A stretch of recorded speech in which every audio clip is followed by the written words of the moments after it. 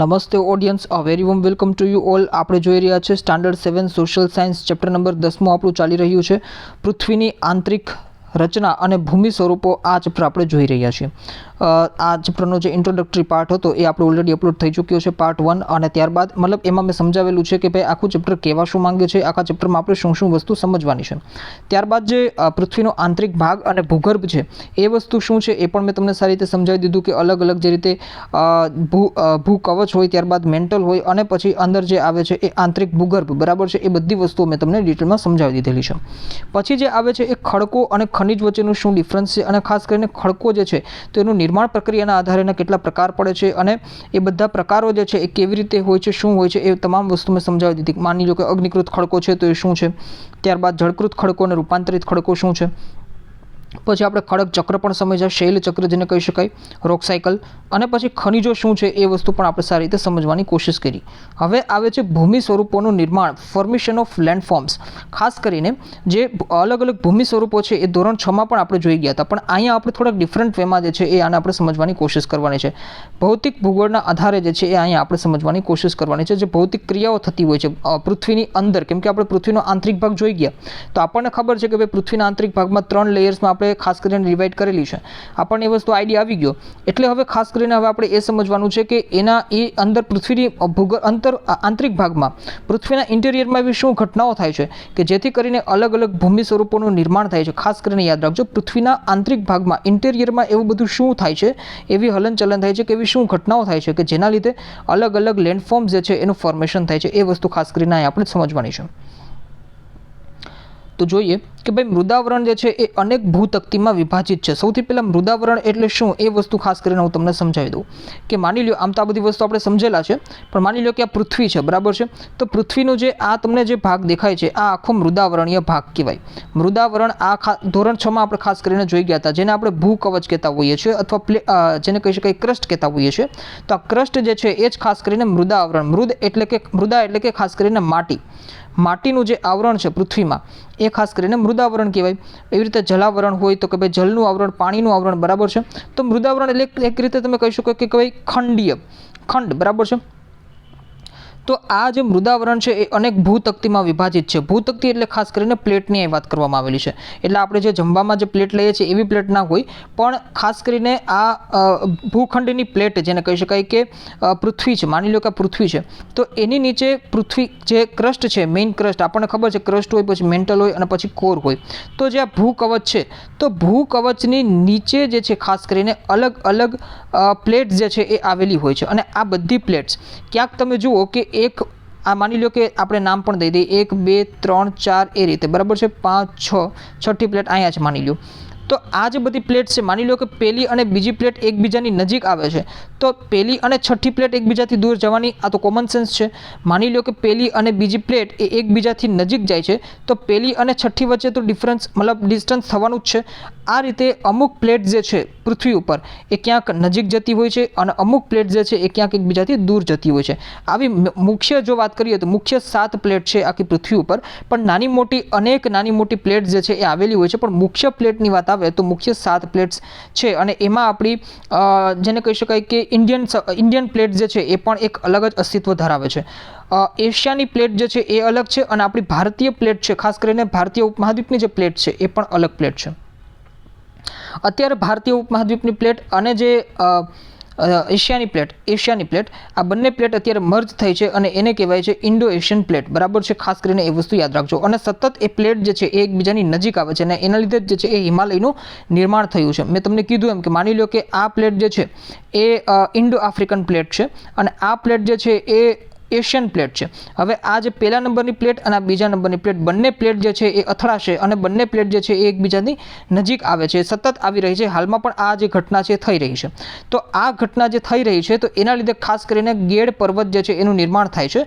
આ વસ્તુ પણ મેં તમને ધોરણ 6માં સાવ સારી રીતે સમજાવેલું છે. એટલે જો તમને આઈડિયા ન હોય તો ખાસ કરીને તમે ધોરણ 6 ને પહેલાં પ્રિફર કરજો એના ભૂગોળના લેક્ચર્સ જોવાને.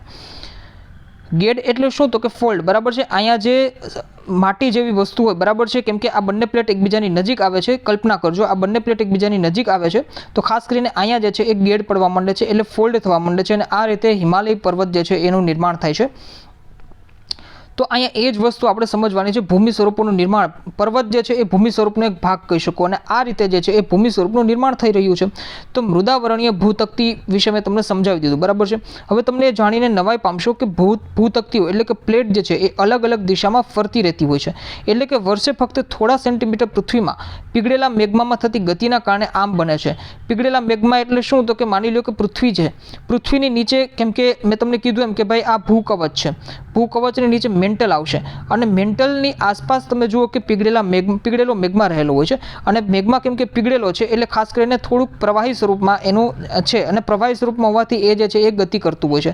આમથી આમ હલનચલન સતત એની અંદર થતું હોય છે, અને એના ઉપર ખાસ કરીને ભૂતકતીઓ ટકેલી છે. તો અલગ જે પ્રવાહી જે છે એનું હલનચલન થતું હોવાથી ખાસ કરીને આ જે પ્લેટ્સ છે, ભૂતકતીઓ છે, એ પણ ખાસ કરીને હલનચલન કરતી હોય છે. પૃથ્વીની અંદર પીગળેલ મેઘમાં એક વર્તુળ રૂપે ફરતો રહે છે, કેમ કે પૃથ્વી જે છે સર્ક્યુલર ફોર્મમાં છે, તો ઓફકોર્સ આ બધી વસ્તુઓ વર્તુળ રૂપે જે છે ફરતો રહે છે. પ્લેટની ગતિને કારણે પૃથ્વીની સપાટી પર પરિવર્તન થાય છે. પૃથ્વીની ગતિઓને એ બળોના આધારે જે છે એ વિભાજિત કરવામાં આવે છે, જેના કારણે આ ગતિઓ પેદા થાય છે. તે બળ પૃથ્વીના આંતરિક ભાગમાં નિર્માણ પામે છે, જેને આંતરિક બળ એટલે કે એન્ડોજેનિક ફોર્સ, અને જે બળ પૃથ્વીની સપાટી પર ઉત્પન્ન થાય છે એને બાહ્ય બળ એટલે કે એક્ઝોજેનિક ફોર્સ કહેવામાં આવતું હોય છે. આ વસ્તુ એકચ્યુઅલી આપણે ધોરણ 6માં સારી રીતે સમજી ગયા છે. મેં તમને હમણાં જ કીધું એમ કે ભાઈ આંતરિક બળ શું હોય? પૃથ્વીની અંદર પ્લેટ્સને લીધે જે છે જે ગતિ મતલબ બળ લાગે છે, બરાબર છે, બીજી પ્લેટ્સ વચ્ચે, એટલે ખાસ કરીને પૃથ્વીના આંતરિક ભાગમાં બળ લાગે છે. અને આંતરિક ભાગમાં જે બળ લાગે છે એના લીધે હમણાં મેં તમને સમજાવ્યું કે ભાઈ હિમાલય પર્વતનું નિર્માણ થયું છે. તો આ રીતે તમે જુઓ કે એન્ડોજેનિક ફોર્સથી ખાસ કરીને પૃથ્વીની ભૂસપાટી ઉપર જે અલગ અલગ ભૂમિ સ્વરૂપોની રચના થાય છે એ આંતરિક બળને લીધે થાય છે.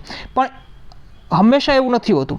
માની લ્યો કે ક્યારેક બાહ્ય બળ જે છે એક્ઝોજેનિક ફોર્સ એના લીધે પણ પૃથ્વીની જે ભૂકવચ છે, સોરી જે ક્રસ્ટ છે, તો ત્યાં આગળ જે છે એ ખાસ કરીને એની અલગ અલગ ભૂમિ સ્વરૂપોની રચના થતી હોય છે. સે ફોર એક્ઝામ્પલ માની લ્યો કે આપણે તમને યાદ હોય તો પર્વતોના પ્રકાર જોયા હતા ધોરણ 6માં.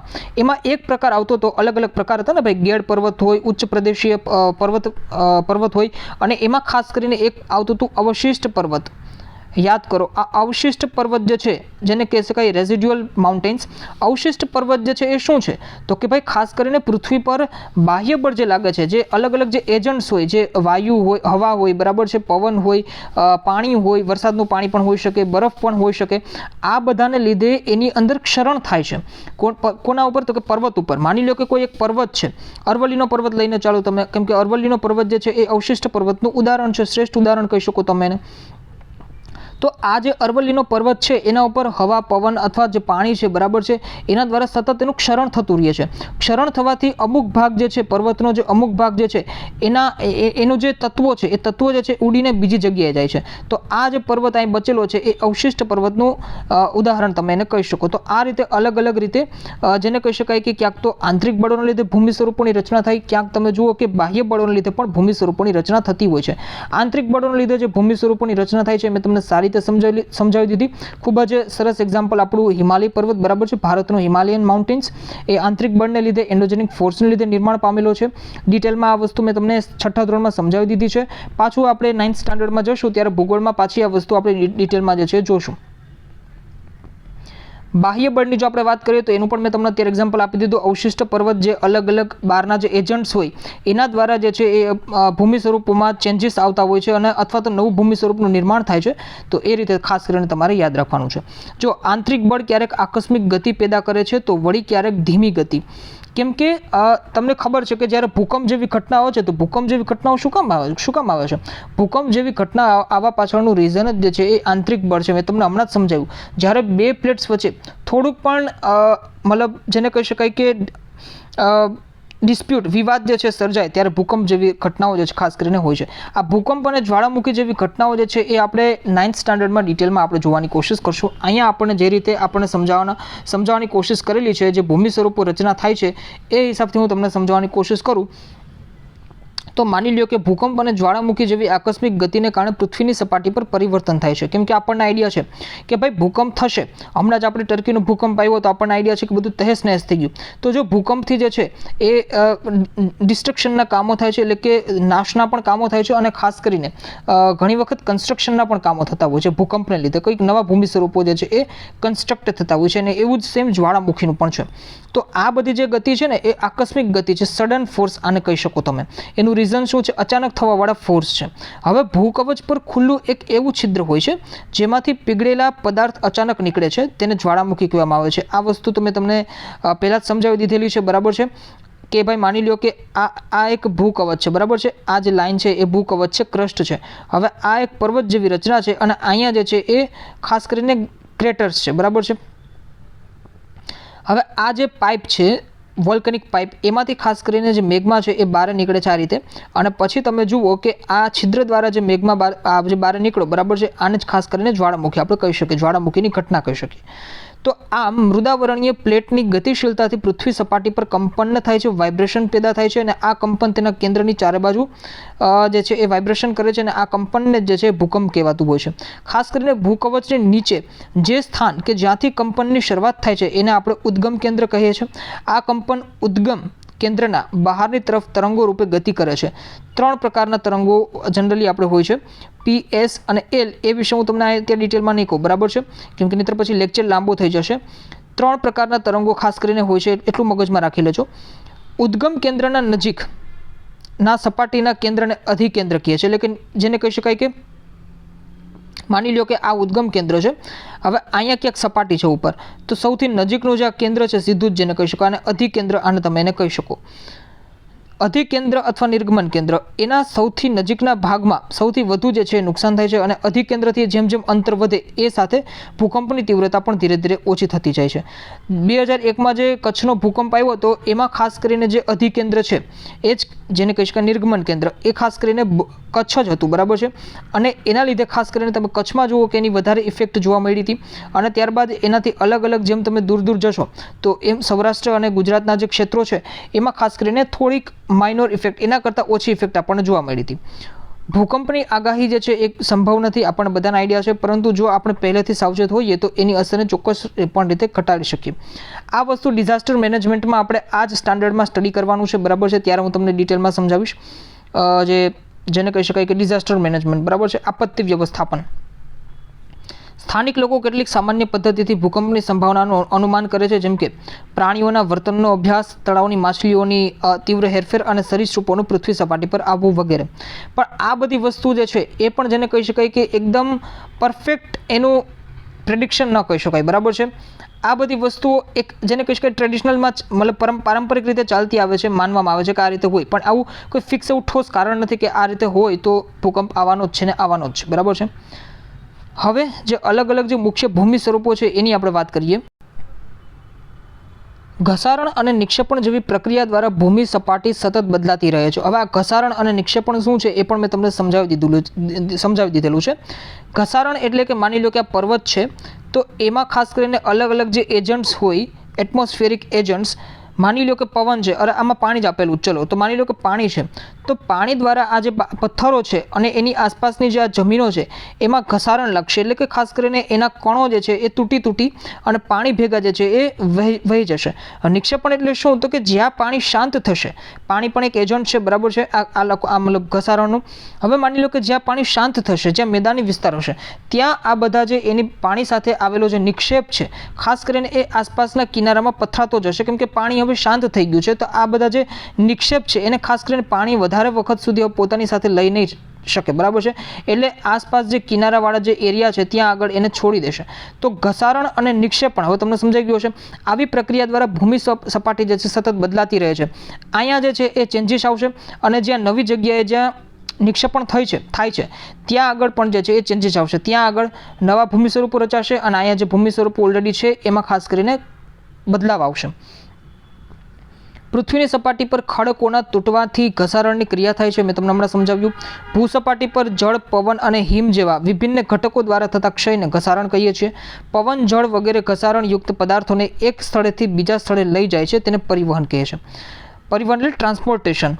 અને તે પદાર્થોનું અન્યત્ર નિક્ષેપણ કરે છે. ઘસારણથી નિક્ષેપણ સુધીની આ પ્રક્રિયા પૃથ્વીની સપાટી પર વિભિન્ન ભૂમિ સ્વરૂપોનું નિર્માણ કરે છે. હવે એ જ વસ્તુ આપણે જોવાનું છે કે ભાઈ માની લો નદી છે તો નદીનું કાર્ય શું હોઈ શકે, બરાબર છે, એનાથી કયા કયા પ્રકારના ભૂમિ સ્વરૂપોની રચના થાય છે, અને એ રીતે સમુદ્ર મોજાનું કાર્ય શું છે, અને હિમ નદીનું કાર્ય અને પવનનું કાર્ય શું છે, એ વસ્તુ આપણે નેક્સ્ટ લેક્ચરમાં નેક્સ્ટ વિડીયોમાં જે છે એ વસ્તુ આપણે સમજશું. આઈ હોપ કે અહીં સુધી તમને બધાને ક્લિયર હશે. જો ક્લિયર હોય તો વિડીયોને જે છે એ ખાસ કરીને લાઇક કરી દેવું. ઓકે, અને જો ક્લિયર નથી, કંઈ પણ પ્રોબ્લેમ છે તો કમેન્ટ સેક્શનમાં મને જણાવી શકો છો, જેથી નેક્સ્ટ લેક્ચરમાં હું પાછું જે છે ક્યાંક ને ક્યાંક વસ્તુ રિપીટ કરી શકું. અને જો તમે નવા છો અને ચેનલને હજી સુધી સબસ્ક્રાઇબ નથી કરી તો ચેનલને સબસ્ક્રાઇબ કરી દેવું, જેથી કરીને મને મોટિવેશન મળે. તમારા ફ્રેન્ડ્સ સાથે જે છે એ શેર કરી દેવું, જેથી કરીને વિડીયોની લિંક જે છે એ લોકો સુધી પહોંચે. અને ખાસ કરીને મેં તમને કીધું એમ કે કમેન્ટ સેક્શનમાં મને ફીડબેક પણ આપી શકો છો, અને અધરવાઇઝ જો તમને નથી સમજાતું તો તમે ત્યાં કમેન્ટ કરીને મને પૂછી શકો છો, જેથી કરીને હું નેક્સ્ટ લેક્ચરમાં સારી રીતે સમજાવવાની કોશિશ કરું. ઓકે, તો thank you so much for watching this lecture. Stay connected with me. મળીએ નેક્સ્ટ લેક્ચરમાં. Thank you.